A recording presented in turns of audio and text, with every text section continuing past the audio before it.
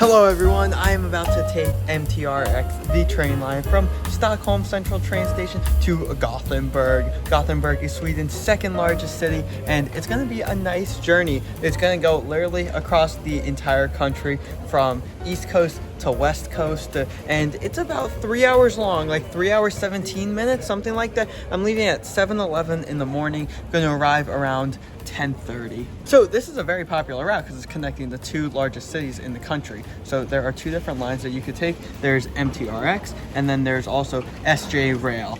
MTRX, the one I am taking, is slightly cheaper, just by a hair, but the reason I'm taking this one instead is just because it provided much more convenient times for me to leave. I only have a day in Gothenburg, so I wanted to get there as early as possible. So the earliest possible train was leaving at 7:11 in the morning. SJ Rail wasn't departing until like 9 a.m. So yeah, that was a little too late for me. With MTRX, you are allowed one large suitcase and then one smaller carry-on bag. Think of it very similar to what you would have to bring on a plane. You can order food in advance on the website, or you can have it purchased once you actually get on the train. I believe there's a cafe car.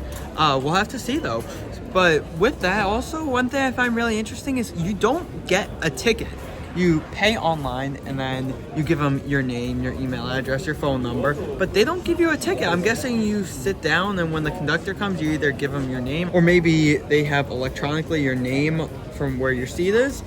But yeah, interesting concept. Thankfully, you can pick your seat. So making sure I'm not sitting at a table because I hate sitting at those things. I hope that the scenery is gonna be nice because we're going countryside to countryside. So it might just be a lot of trees. You know, it's not going to be a scenic journey like going through the Norwegian fjords from Oslo to Bergen, but it's going to be very pleasant. So the train in total can hold like 250, 300 people, and mine is nearly sold out. There's only like 7 available seats left on the whole train, and who knows, still has 20 minutes to depart, so those may be taken. So right behind me right now is actually one of the SJ Rail trains. However, mine will be on this track right here. I'm going to be taking SJ Rail from Gothenburg to Malmo, and that will be in first class, so you guys will be able to check that video out too, where then I'll be able to compare the differences between MTRX and SJ Rail. Before I board the train, make sure to subscribe, because if you're watching this, you're clearly looking at travel across Sweden, and I was just in Stockholm, and I'm going to Gothenburg, and I'm going to Malmo, and I'm also going to Denmark, going to Copenhagen, and other places in Europe. So yeah, subscribe. The seats are okay, you know, they're not cushioned, they're very hard. They're not the most comfortable thing to be in if you were on a train that was like 5-6 hours long, but because it's just a little over 3 hours, I have no problem with it. The armrests are, again, whatever. Headrest is non-existent. It feels like almost like you're on a board, like no cushion at all. The seats itself are actually a little wider than I expected to be. European seats tend to be much more narrow, where you don't have much room between your body and the armrest, but you actually have a good amount of room here. I'm traveling backwards, which is like okay, you know, it doesn't bother me at all, but if you want to make sure that you are having a seat where you are facing forward, make sure when you are booking your seat on the website, the chair is facing towards the left. Also, there are IKEA ads literally in front of the seat, like on the back of the seat that's in front of you for you to see it. Like, I don't know, that's something. And in addition to the seats not being like the most comfortable, the train shakes back and forth a lot. Legroom though is so nice, and that is what I love about train travel pretty much everywhere. I'm able to stretch my legs all the way. There's so much room. One complaint is that there is no footrest, unfortunately. You can pre-order your meal, but if you don't do that, you can also go to the cafe car. It's rather small, but pick out a nice snack. Right here now, you are looking at the menu that they have and all the prices. Yeah, of course, it is pricey, but you know, you're locked on a train. You are priced inelastic here, so you have no choice. What you can do is just buy a nice meal at the train station, get a sandwich or something, and then bring it on board and eat it.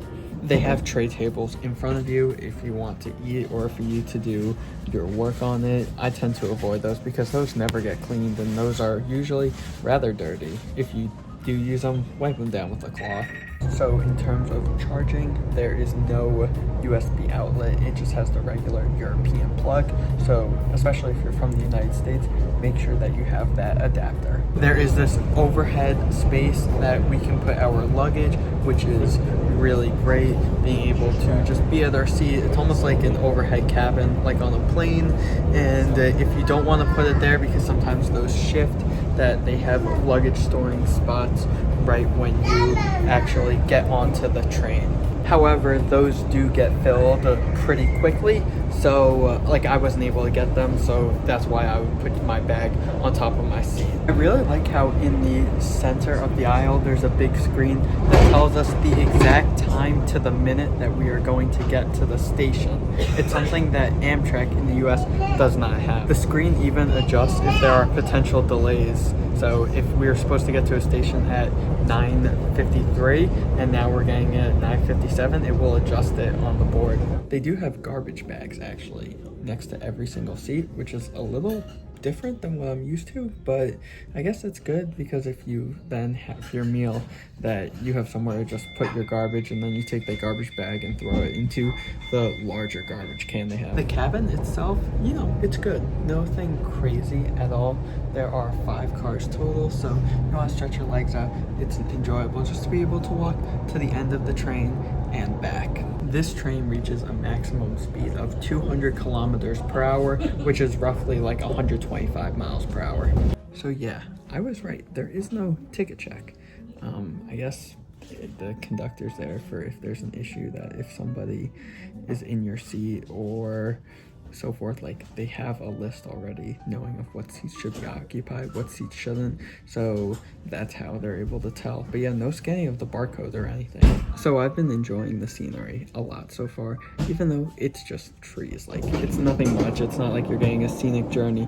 I've been doing a lot of video editing, which has been great. Been rather productive. I could probably have been a little bit more productive, but yeah, here are clips of the scenery. You see, yeah, a lot of green, but still nice to see the Swedish countryside. I think I got stuck in the car where everybody talks. Literally, I'm walking through the other cars. Everybody is dead silent, and everyone is literally shouting. It's like a group of like 7. Oh, that's okay. It's only a 3-hour train. Right, so I just arrived now in Gothenburg, and I am looking forward to spending the next 24 hours here. Train ride overall, it went smooth. No complaints at all, besides, you know, everyone was so loud in my car and the seats weren't, you know, that comfortable. But MTRX got me here on time, and that's all that matters. I've had experiences on trains where they are very, very late, especially in Europe. I have that issue in Germany a lot.